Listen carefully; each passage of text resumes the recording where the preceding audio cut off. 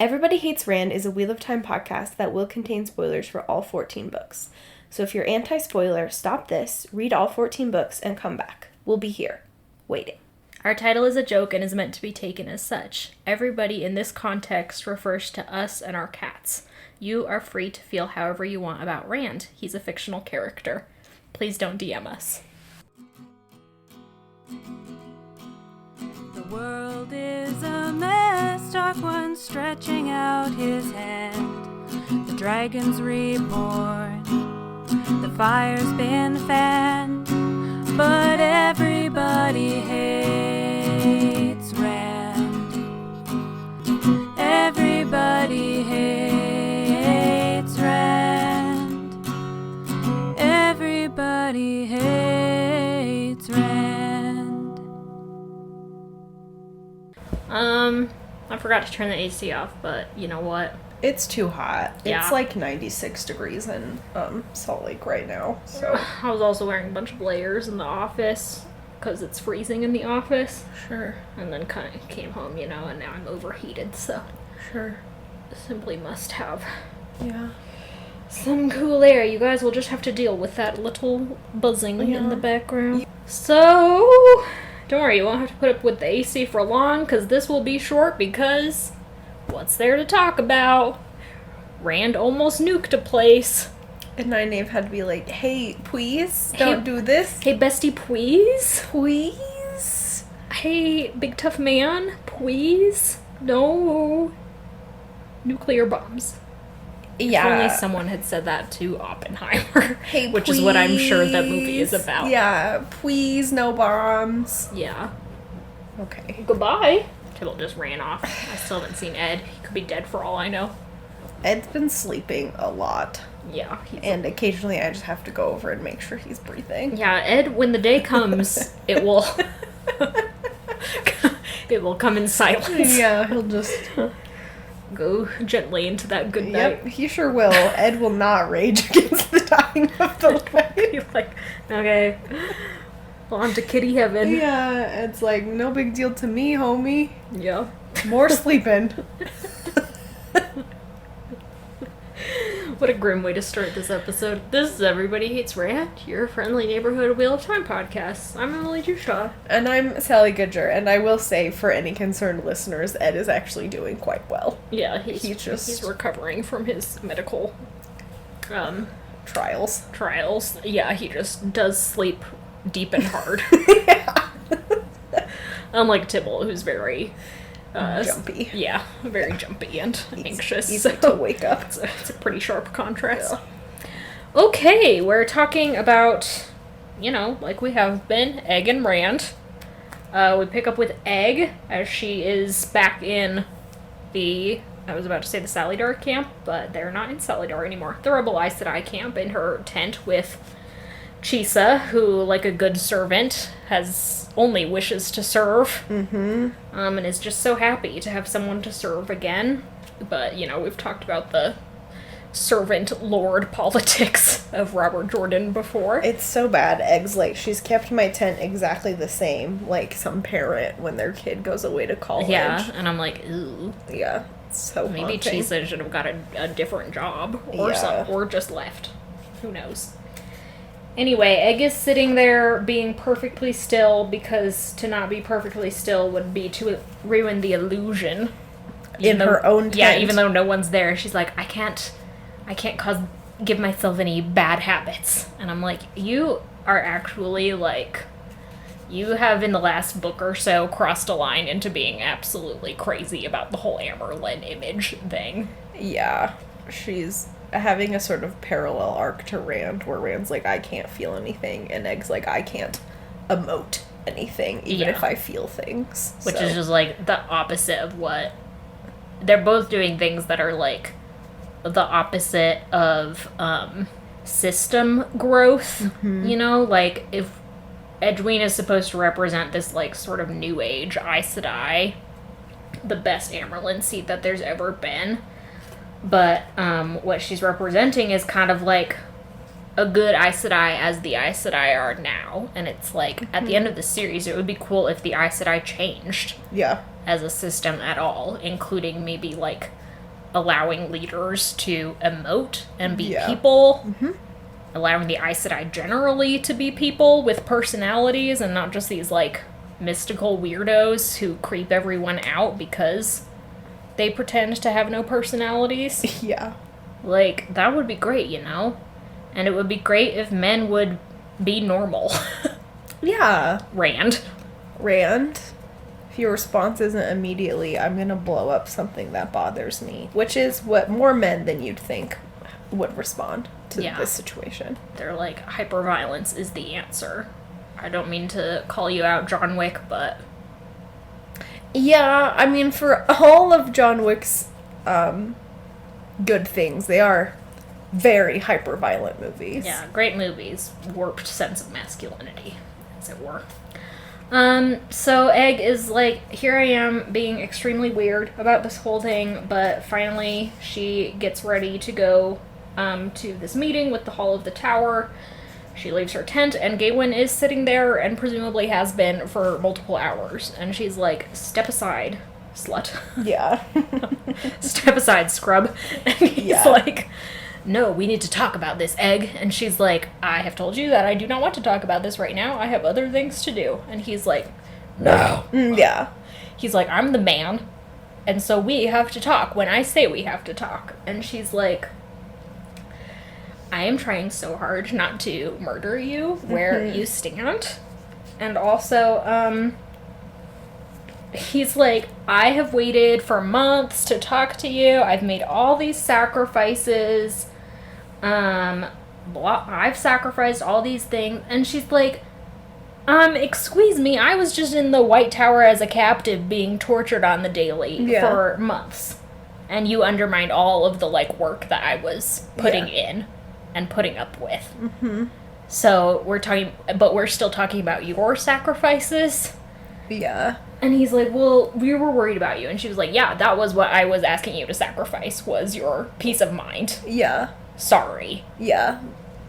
But not sorry. But that's what I asked for, and he's like, you love me. Like, that fixes everything. yeah. And she's like, maybe, but, like, right now I'm pretty pissed at you, so Yeah. you need to, like, cope with the fact that I am not just a person, I am also a political leader. Yeah. And now, so, and if you can't accept that, then Get fucked. gone. And he's like, well, it's just so hard for me because when the last time I saw you, you were in a totally different position. And she's like, yes, that was 8 months ago. People change in 8 months. Yeah. I don't know what to Yes. This is an absurd conversation to be having. Yeah, he's being so annoying. He rounds this off by saying, I can change, but you have to help me. Yeah. And she is like, okay, bye.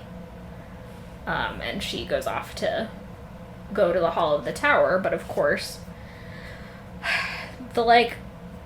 it's obvious, we've already talked about how Gawyn is rancid, but, like, in this little section, he does not apologize, he does not seem to accept that what he did, like, you can disagree with your partner fundamentally. Gawyn can still think that what he did was better, but he is not really giving in to her perspective of the idea. Yeah. Like, he's not being like, okay, I understand why you feel that way, I understand why you're upset, regardless of my feelings, I did do something you asked me not to, therefore I apologize. Like, Yeah. no mature communication skills here at all. No. And of course, the ending little zinger of him being like, I can come to accept your position as a leader and all of the work that you're doing, but you have to bear that burden for or with me. Yeah. And it's like, that is such an entitled fucking thing to say. Yeah. Like, no. Yeah. That's your shit to deal with. Yeah. It is not your partner, and particularly in this instance, it's very much a, like, emotional labor men versus women situation. Like, so much of, like, Gawyn's shit he is projecting onto his female partner. because why should he have to do anything in a relationship? He's a man. He's already given her everything by loving her. Yeah, he's also stuck in this sort of, like, chivalric romance trope that believes he is entitled to, which we've talked about a little bit before, how Gawyn and Galad are part of that trope, and how they are perhaps deconstructions of that trope, but not necessarily successfully. Yeah. And because Gawyn keeps insisting, like, well, you love me, as though that, like, fixes everything. Yeah. As though that's sort of, like, a woman's love means that all of the other, like, bad stuff doesn't count. You know, disagreements aren't valid, any of her, like, negative feelings are irrelevant. Yeah. She's just, like, not a full person. She's a trophy to be won. Yeah, absolutely. And, like, to talk about the role that Egg should play in Gawyn's chivalric romance, like, if we were in a chivalric romance and she was the object to be won, basically, is the way that women function in those romances. They are objects to be wooed and won, and the love that you get from that woman is a literal boon. Like, oftentimes they'll be giving you something, but it is very much like you have won something, and then you just, like, you've done it. You've won. Yeah, mission accomplished. Mission accomplished, and, like, her job is to just love you and do what you tell her to do. And so Gawyn, occupying this role, is like, well, wait a second. I've won. So where's my perfect wife? Where indeed. We're going to see versions of this conversation repeated throughout Towers of Midnight, and we are going to see it sort of enacted rather than in dialogue. It will be through people's actions in A Memory of Light. So unfortunately, this isn't something that resolves with Gawyn growing as a person, and that sucks for everyone involved. End. Yeah. Meanwhile, back at the White Tower, Egg, by the way, does not know, of course, that Aleda was captured, so she is still operating under the assumption that Aleda is in control of the White Tower, and therefore she thinks that the only way to resolve this is to go to the White Tower at the head of her army, you know, possibly resulting in violence. Once again, we come up with the, like, not a lot of creative problem solving here. Edwin can travel. She mentioned several times in this chapter alone that she's gone back to the White Tower to get things of hers. Yeah, she, like, went to fetch the Oath Rod, shit like that, and it's like, okay, so why didn't you just, when you woke up, go back? You couldn't have just, like, she's like, I can't go back as a captive now, and it's like, well, duh. And but you couldn't have, like, popped into Saren's office and been like, hey, we're, like, buddies now, kind of, allies. Like, hey, perhaps Sylviana or someone. Can you tell me what the fuck is going on? Yeah, instead she's sitting in her tent, not fidgeting, thinking about how she failed because Swan didn't follow her instructions. Yeah, she's like, it was a failure of my leadership that Swan and Gawyn did this thing, because I can't just I have to be a good leader and take responsibility for my followers' actions. And I'm like, you can just accept that people fucked up. Yeah, you can just be like, no, Gawyn and Swan fucked up. Yeah, it would probably actually, like, if you can judge that correctly, and it would be a correct judgment in this instance. She's like, I withheld too much from Swan. And I'm like, no, you didn't. Yeah, I kept thinking, like, what did you not tell Swan? Yeah, you weren't like, so I'm getting beaten within an inch of my life every day, because that would have freaked her out. Like, yeah. So that was a wise move. Yeah. It's just wild. Egg is, like, off the deep end. Yeah. But in the White Tower, the heads of the remaining Ajas, not including Red and Blue because they got evicted from the fucking White Tower, and Red because they're the Red. Everyone hates them right now. Yeah. They are all in a meeting together.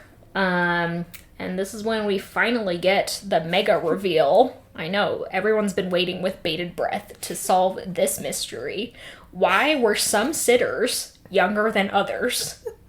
Oh my god, the vast conspiracy. I'd fully forgotten about it. Because it's stupid. And they were talking about it, and I was like, what are they talking about? I don't think I remembered it the first 2 times I read this book either, and I've only remembered it this time because every time it came up, I was like, why are we acting like this is some fucking deep state. Yeah, Watergate scandal. Jesus Christ.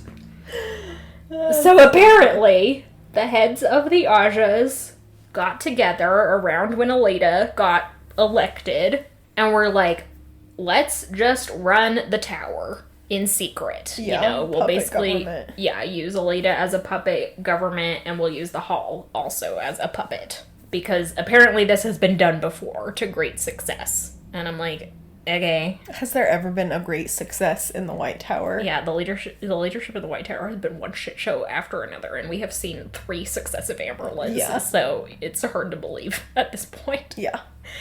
They're like, it's all good. So what we're going to do is we're going to send little spies, like, everyone. Like, there were so many fucking spies going back and forth between these 2 camps. Was anyone actually a rebel or actually in the White Tower? Were they all just in limbo between the 2? It's like when we're like, everyone's Black Aja. Yeah. There's, like, no people who are just normal. Yeah, everyone's either Black Aja, a spy, or both. Yeah. Christ. Anyway, they sent some people to join the Hall of the Tower in the rebel camp, or, like, existing sitters, because, of course, those sitters would get elected to the new Hall of the Tower, because that's one less person to elect. Yeah. And then they elected some puppet sitters for their own Hall of the Tower. Yeah, and we picked younger ones, because we thought they'd be more easily manipulated. Yeah, in the same way we picked young ones to go to the Salidar White Tower, because, we thought they'd be less suspicious. Yeah. Both dumb choices. I mean, it isn't really dumb because barely anyone noticed, and when they did notice, they were like, there's clearly no plan going on here because nothing's happening. Nothing's happening. And the heads of the... like, you can't be like, there's a conspiracy happening, and then show us the conspiracy, and nothing happened because of it. Yeah. Except that there was this mystery. Yeah.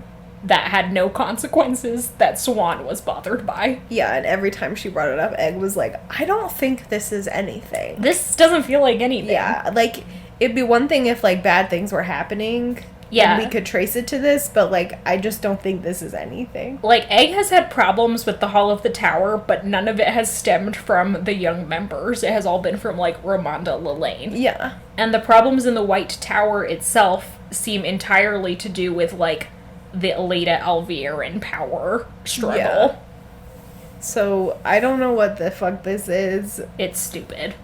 The point of this whole conversation is that they're like, well, that was fucked up. Now what? And they're like, obviously we have to elect Egg. The end. Yeah, so then we're given another, like, heavy dose of dramatic irony here, where everyone in the White Tower proper is like, we want to elect Egg anyway. And Egg is preparing to bring her armies to the door. Yeah. So it's just like... Maybe if you'd traveled back to the White Tower, you could have sorted this out. Go figure. Yeah. Anyway, we then switch over to Swan, who's watching the Hall of the Tower gather, and this is just like a, quote, romantic scene with her and Gareth Bryn. He's like, maybe we should get married. He's like, oh, I was actually going to demand that you get married, which is somehow more honorable than you breaking your promise of indentured servitude, is me making you promise to do something, then I didn't tell you what, and then it's marriage. You guys are so healthy. You guys are super healthy. He also goes on this weird-ass rant where he's like, I finally understand that you're not a dishonorable person. You're just so committed to your goal of saving the world that that's more honorable to you than anything else. And you're very selfish. And Swan's like, aw, you're right. She's like, wow, he gets me. And I'm like, terminally heterosexual, you two. Yeah. So stupid. It's, like, it's so heinous. Just the idea of, like, demanding that somebody marry you, that alone is vile. Then we go to Egg as the Hall of the Tower is meeting. Egg kicks it off by pulling out the oath rod and swearing the 3 oaths. So she's like, I have evaded doing the dumb Aes Sedai test, but now all of you have to... Yeah. You know, this is her backdoor method of getting into talking about the Black Aja. Yeah. She's like, okay, you just saw me promise that I can't lie on the oath rod, and now I'm telling you that I'm not a dark friend. And so I propose that to get rid of all of the Black Aja hiding among us, we just all do that. Shiriam, of course, immediately panics and tries to leave. Egg neatly grabs her and does a dumb little Brandon Sanderson-ish trickery to make Shiriam admit to say a lie. And it's just like, you guys, the lie is dumb. The lie is your hair red. And it's like, what if she dyed her hair? Also, this is me being a little nitpicky, so I apologize, but these oaths are very confusing to me. Like, are they physically stopped from lying? Is that what would happen? Yeah, we have, you bring up a good point. I don't think we have ever actually seen anyone. No, I think we have seen, we had that one, like, physical consequences when, I think it was the Black Aja hunters made a girl, they, like, made her re-swear the oaths, but then they also, like, tried to get her to do something else, and she started, like, choking or something. Okay. So we have seen that before, but pretty scantily for a 14-book series, I would say. Yeah, where a lot of emphasis is placed on this not lying in particular. Yeah. Yeah, and, like, other things, like what happens if you try and use the power to murder someone or make weapons or what the fuck. Yeah, it's a very, like, arbitrary type of judgment, you know? Like, you can argue, you can convince yourself of a lot of things. You can jump through a lot of, like, psychological hoops in order to get around things. Yeah. And we don't see that really used to sort of explain how people, like, it's like there's some arbitrating force above the Aes Sedai that's like, well, you did lie then.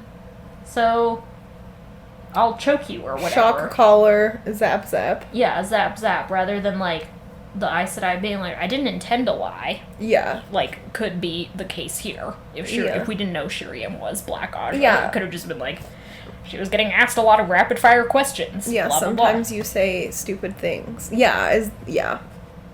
So, the idea of, like, intent versus action versus, I don't know, the O's are confusing to me. Yeah. The actual magic behind them. But Brandon Sanderson clearly thinks this is cute, so we'll just let him have it, I guess.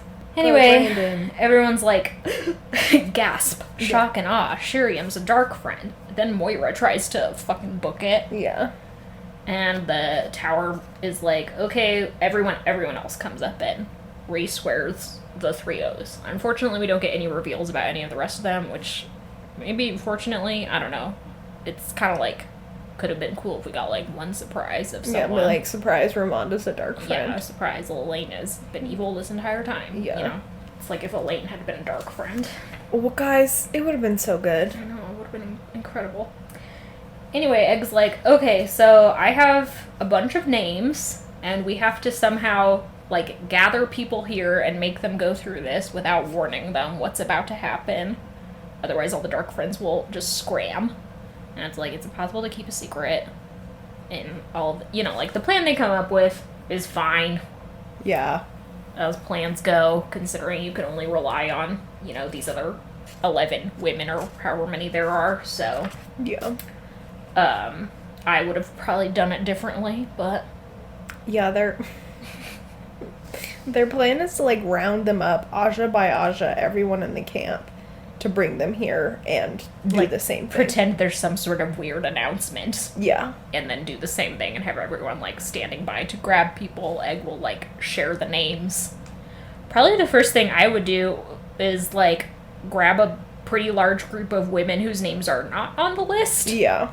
Just have people approach them, bring them in, swear on the oath rod, and then now we have a larger force of people. Yeah. Whatever. Egg is on a time crunch because she thinks she has to go attack the White Tower. So they start this Black Aja purge and are like, we march on the White Tower.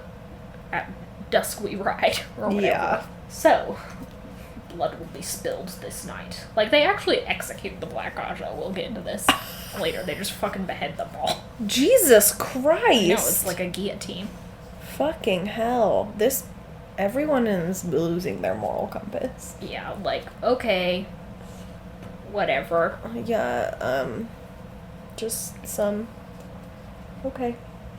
Then we get to the next chapter, where Nynaeve is arguing with Rand about going to rescue Lan. She's like, you have to do the last battle. You should do it at Tarwin's Gap so that you are supporting Lan. And Rand's like, no, I'm going to go straight to Shaelgol. They're on their way to meet with the Borderlanders, they believe. Rand has, like, set up this sort of embassy where he's like, I'll only bring 4 channelers, you're only allowed to bring 4 channelers, blah, blah, blah, blah, for me to get this place. So they're on that road toward the meeting spot. Nynaeve is like, Rand is so insensitive. I'm getting a little, like, annoyed by Nynaeve trying to convince Rand to do this. Not because I don't agree that Rand should maybe show a modicum of care for Lan, but, like, Lan is fully in charge of this suicide charge. Mm-hmm. He fully made that decision. Yeah. So, like, Nynaeve, you can't ask other people to bail out your husband from his suicidal tendencies as much as you would like them to. Like, yeah. At a certain point, you have to accept that this is the decision he made and that he wants to die. Like... Yeah, unfortunately. And also, it's just, like, you're not going to get help from Rand at this point, and you are not powerless. Like, if you are really determined to try and find help for your husband, at this point, just go somewhere else. Yeah. Like, go to Elaine. Ditch Rand, go try and find help elsewhere. But yeah, I agree. It's, like, you can't save Lan from himself, which is what is the problem. Yeah, exactly. Fundamentally. And you can't ask other people to be like, help me save my husband from himself. Yeah. You know, in a non-sort of actual intervention setting. Yeah, and, like, unfortunately, like, Rand's strategy is a good one. He's like, everyone will be focused on Tarwin's Gap, and I can take my force directly to Shaelgol. Yeah, he's like, I'm gonna go straight to Shaelgol, I'm gonna hope for, you know, the Phantom Menace effect, that once I kill the Dark Friend, all the other bad things will stop happening. Yeah. And I'm like, yeah, that's fairly good. All the Trollocs will turn to dust. Yeah, I'm like, okay, yeah, sure. He's trope savvy, I'll give him that. Yeah, he is. Nynaeve eventually gives up on this and is like, well, what Catspawn wants me to find out where Perrin is from Rand. So she's like, Rand, where's Perrin? And he's like, none of your business. Yeah, he's so fucking rude about it. He's like, meh. And she's like, okay, copy.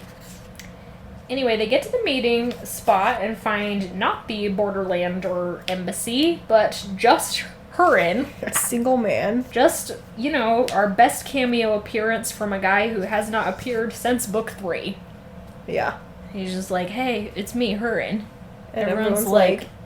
I mean, I was like, yay! I know, I was like, this is like seeing a celebrity. Yeah, it's like if Keanu Reeves walked into a restaurant.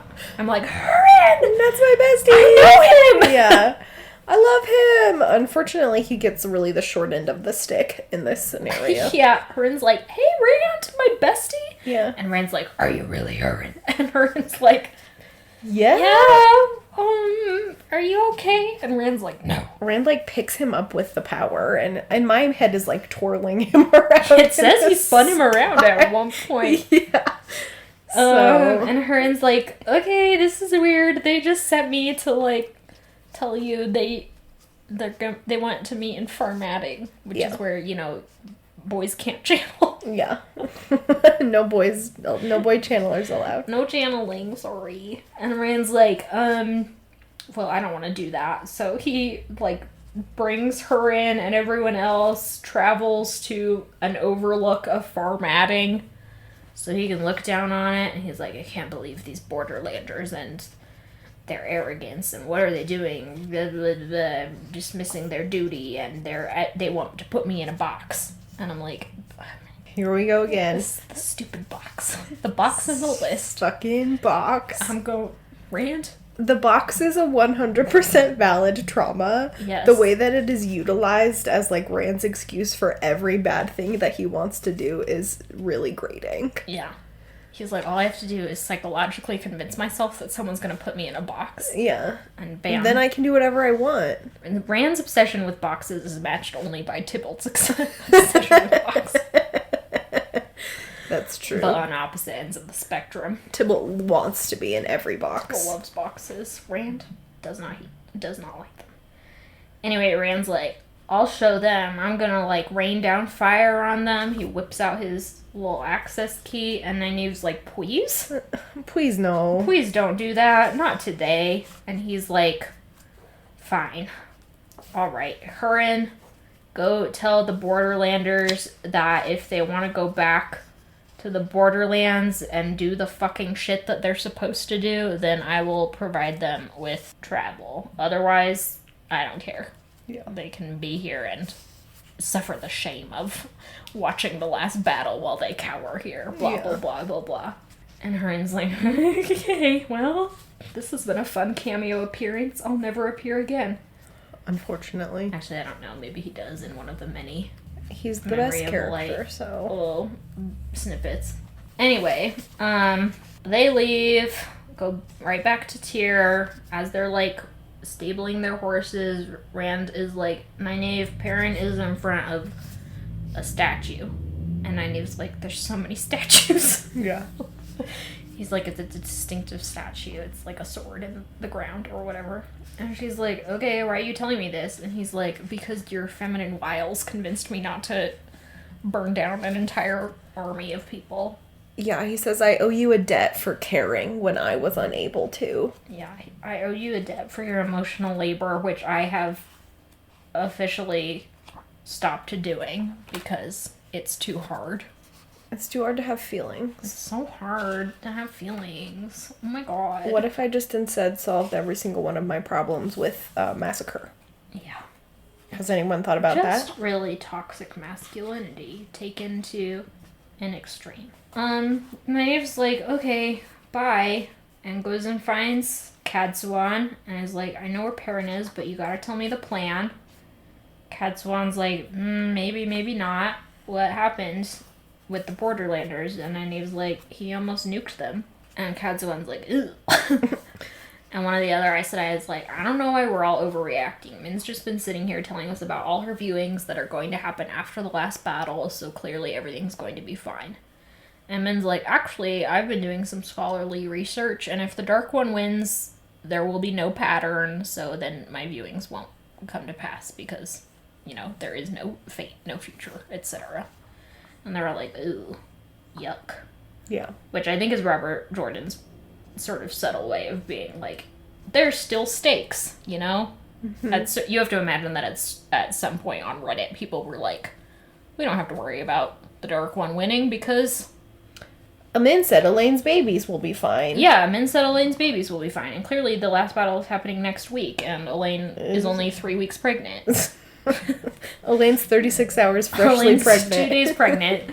And the last battle's happening tomorrow, so she'll be fine. Everything will be fine. And it's like, no, you guys, there's no actual risk because that's the trope. That's the genre that we're in. Yeah. Like, be self-aware. It's okay. It's okay. Although it would be kind of iconic for Robert Jordan to be like, no, the Chosen One lost. And then the Dark One wins. Yeah. And everyone died. Bye. Isn't that... Here's a cautionary tale about not processing your feelings. Yeah, it would actually be so baller if you did that. Yeah. This is what happens when you get a Chosen One and are like, how much toxic masculinity can I fit in this bad boy? Yeah. He's very tall, so a lot. Yeah. Anyway, Cadsuan's like, okay, Nynaeve, well, I don't actually have any business with Perrin. It's that there are people that he is with that I need to talk to. Is it Tam? Yeah. Yeah. Papa? If you can't fix a boy's problem, maybe talk to his dad. Maybe his daddy will. Maybe his papa will come through and fix it. In my experience, and I don't mean to put Chris Jushaw on blast, I actually really like my dad. But, most people, when they have a problem, dads won't fix it, but will do the opposite and make it worse somehow. Yeah, really heighten all of your emotional issues being around your dad. So, it's a good thing Tam is a good dad. Yeah, Tam, you're right. We'll talk about it more, I guess, but, like, Tam was a good father to Rand in his youth, I would say. Sure. Tam has maybe faltered on the whole fatherhood thing. Yeah. Since finding out in the last year, 2 years, that Rand is fully the Dragon Reborn and out there conquering nations and not being like, maybe I should drop in and, like... have a chat. You know, maybe we should go to lunch or something. Yeah, you're right, bestie. It was also maybe not great to keep from him that he's adopted. Yeah, I that agree caused with that. some problems. Generally speaking, you should not tell your kids that they're you adopted. should reveal that to them. It's important info for them to know. So yeah, Tam had 2 big fuck ups. You're right. But other than that, he was a stable father figure. At least he is a nice dad, I guess. He is a very nice dad, and he does love and care for Rand. Yeah, he definitely, like, I just feel like if I was a parent and my 18-year-old son started conquering nations, I'd be like, perhaps my parenting is not finished. I'd be like, I didn't even get around to teaching him how taxes work, so, you know. We gotta fix this. Like, maybe I should go see if he needs some help. Yeah. Yeah, for sure. So. Who knows? So, Tam, you maybe faltered at the finish line there, but yeah. Otherwise. But if you were entirely faultless, then you wouldn't be a good character. You wouldn't be a real character, yeah. Yeah, you would just be a weird sort of angel in the background, and those aren't fun. So those are those 2 chapters. Those are only fun if they're Aziraphale from Good Omens. Yeah. And even he's just enough of a bastard to be interesting, as Crowley says. So the next couple chapters are just going to be Egg, I believe. Egg time. Yeah, it'll just be Egg consolidating her rule over at the White Tower, which, unfortunately, we know will probably not be as dramatic as she thinks it will be, unless we get some serious shenanigans. Yeah. Then after that, it will be a Rand meeting with Tam, and then we'll be in the end. So, very close to the finish line here, guys. Anything to add? Nor. Okay, thanks for listening, everyone. Yeah, thank you. Thanks to Glenn Mackenzie for our theme song. Thanks to our patrons on Patreon and our followers on social media. Yeah, as always, you guys are the best. Yeah, do you have a sign-off? I do. I saw my friend Bree this weekend, who was telling me... Bree of our Supernatural episode fame. Bree, who has guested on this podcast, she was telling me a story about how she went to visit her brother and sister-in-law and her niece and nephew. Uh-huh. Her niece is 5, her nephew is 2. And her brother's in the military, so he must have, like, not been... He must have been, like, on duty or something. Because she was like, I was just staying in the room with my sister-in-law at their small house. And every morning, her nephew would come in to, like, wake up his mom. Of course, at, like, some heinous toddler hour, like 6 a.m. And her nephew, in his, like, toddler fixation, is currently going through an obsession with produce. Oh, my so God. he got, like, attached to this butternut squash as though it was like a stuffed animal. And like the 3 days that she was staying there, every morning he would throw the squash up into bed to wake up Bree and Megan. So you'd just be like, it's time to get up, Mom, and just launch this butternut squash Get squashed into the bed. I can't think of a worse way to wake up. I know. I was like... Getting hit by a squash. At like 6 in the morning. Actually, that's not true. It's pretty bad when Tybalt rubs his wet face on your face at 6 in the morning. That's true. But we were at an art festival, and I was sitting on the lawn, like, openly weeping, because it was the funniest story I've ever heard. So good. Oh, toddlers. I know, they're so funny. All right. Have a good week, everyone. Bye.